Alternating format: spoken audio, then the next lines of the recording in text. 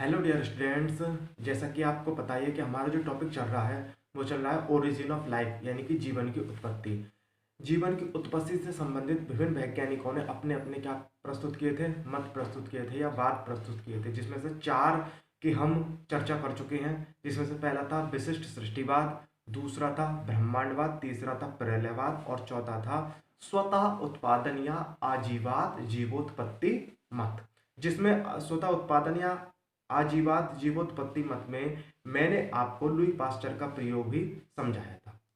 Number 5 आज है हमारा आधुनिक परिकल्पना, यानी कि मॉडर्न हाइपोथेसिस। इस मॉडर्न हाइपोथेसिस को हम प्रकृतिवाद भी कहते हैं। ठीक, इसके जो प्रतिपादक थे वो थे एआई ऑपरेन।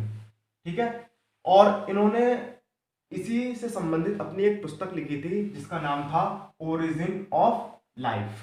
ठीक, अब इन्होंने इस बात में या इस मत में, इस मत के अनुसार यानी कि एआई ऑपरेन के अनुसार आदिकालीन पृथ्वी पर इस प्रकार की वातावरणीय दशाएं उपस्थित थीं जिनमें निर्जीव पदार्थों के बीच भौतिक रासायनिक क्रियाएं हुई।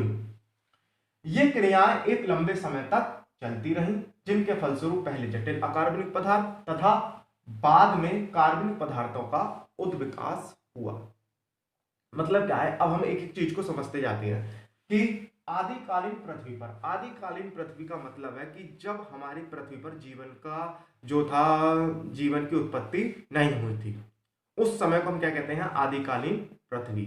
ठीक, इस प्रकार की वातावरणीय दशाएं उपस्थित थी, मतलब हमारा जो वातावरण था या पृथ्वी का जो वातावरण था वो जिनमें निर्जीव पदार्थों के बीच, अब निर्जीव पदार्थ कौन कौन से, जैसे हमारे जितने भी अकार्बनिक या कार्बनिक पदार्थ होते हैं वो सब क्या कहलाते हैं, निर्जीव पदार्थ ही कहलाते हैं। ठीक, बीच भौतिक रासायनिक क्रिया यानी कि फिजिकल एंड केमिकल रिएक्शंस हुई। ये प्रक्रियाएं एक लंबे समय तक चलती रहीं, एक लंबे समय तक मतलब हजारों लाखों सालों तक ये ऐसे ही क्रियाएं चलती रहीं। ठीक, जिनके फलस्वरूप पहले जटिल अकार्बनिक पदार्थ, यानी कि जटिल अकार्बनिक पदार्थ का मतलब है कि मान लो दो अकार्बनिक पदार्थ जो परमाणु अवस्था में होते हैं, जैसे मान लो अब तुम हाइड्रोजन है या नाइट्रोजन है या ऑक्सीजन है, तो इन्होंने मिलकर क्या बनाया, हाइड्रोजन और ऑक्सीजन ने मिलकर क्या बनाया, H2O, यानी कि जल का निर्माण। ठीक, जटिल अकार्बनिक पदार्थ का तथा बाद में कार्बनिक पदार्थों का उद्विकास हुआ। मतलब जब परमाणु अवस्था से यानी कि अकार्बनिक पदार्थों से जो जटिल अकार्बनिक पदार्थ बने थे, उन जटिल अकार्बनिक पदार्थों से किसका विकास हुआ, कार्बनिक पदार्थों का। ठीक, उद्विकास हुआ तथा ऐसे कार्बनिक पदार्थों की उत्पत्ति हुई जो जीव द्रव्य के प्रमुख घटक होते हैं। मतलब ऐसे कार्बनिक पदार्थ बने थे जिनसे हमारे जो जीव द्रव्य है उसका क्या हुआ, विकास हुआ। ठीक, या प्रमुख जो जीव द्रव्य के प्रमुख घटक होते हैं।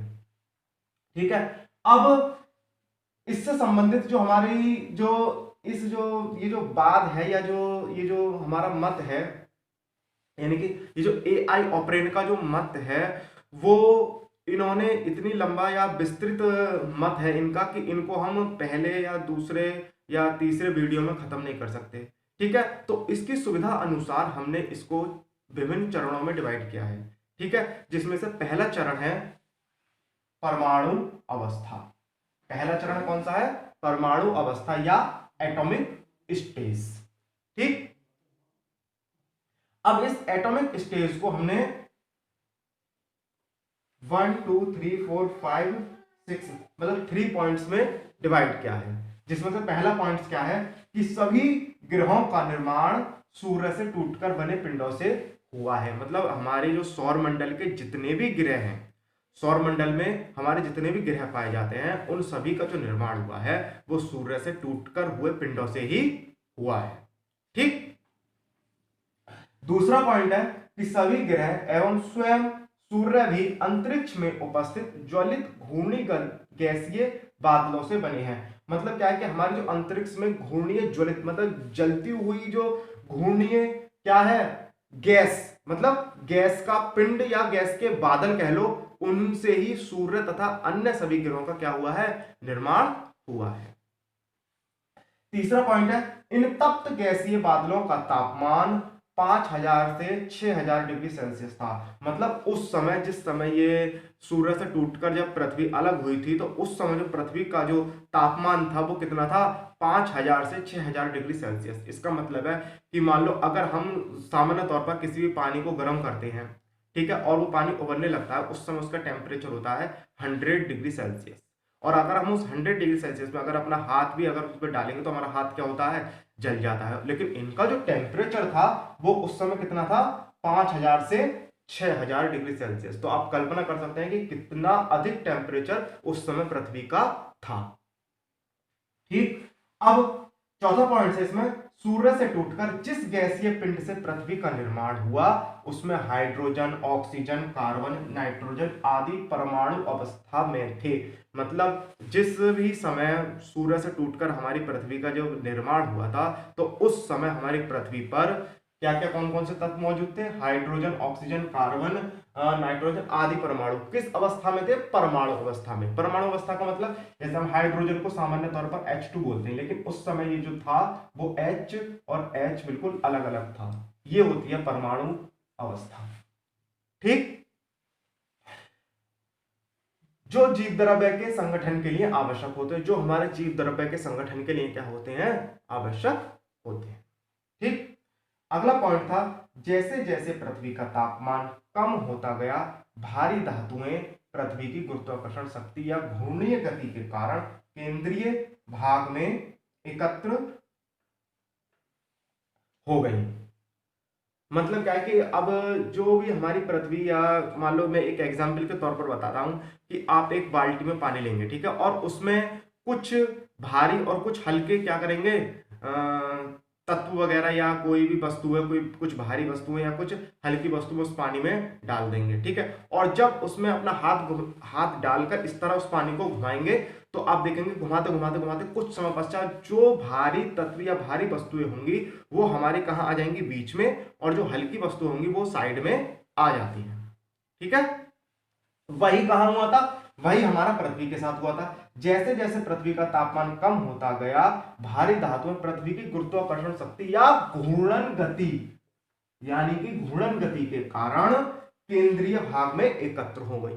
ठीक है, भारी धातुएं जिनमें से मुख्यतः क्या थी, लोहा, तांबा, निकिल आदि प्रमुख थे। ठीक है, अब इसका लास्ट पॉइंट है कि हल्के भार के परमाणुओं जैसे hydrogen, argon, nitrogen, carbon, oxygen आदि ने आपस में क्रिया करके पृथ्वी के वायुमंडल का निर्माण किया। मतलब क्या है कि देखो, जब ये जो परमाणु अवस्था में थे हमारे अकार्बनिक पदार्थ जैसे हाइड्रोजन, नाइट्रोजन, ऑक्सीजन, तो इन्होंने आपस में क्या करी, क्रियाएं। जैसे H और H ने मिलकर क्या करा, H2 का निर्माण, और O इसके साथ मिल गया तो क्या बन गया हमारा H2O, यानी कि जल बन गया।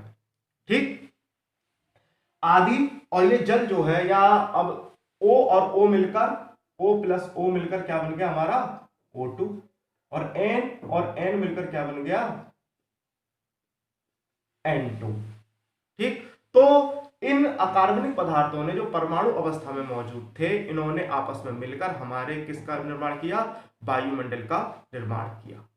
ठीक है, इसमें अब हमने वायुमंडल का भी निर्माण देख लिया, और हमने पृथ्वी के जो भीतरी या कह लो क्रोड का निर्माण भी देख लिया। मतलब जो ठोस पदार्थ थे या ठोस अकार्बनिक पदार्थ थे या ठोस हमारे जो भी जितने भी तत्व थे वो सब क्या आ गए, पृथ्वी के केंद्रीय भाग में आ गए। अब जो मध्यम वर्ग के जो तत्व थे, जो अकार्बनिक पदार्थ जो कह लो जो मध्यम वर्ग के पदार्थ थे, उन्होंने हमारी पृथ्वी के किसका निर्माण किया, लेयर का निर्माण किया या सतह का निर्माण किया।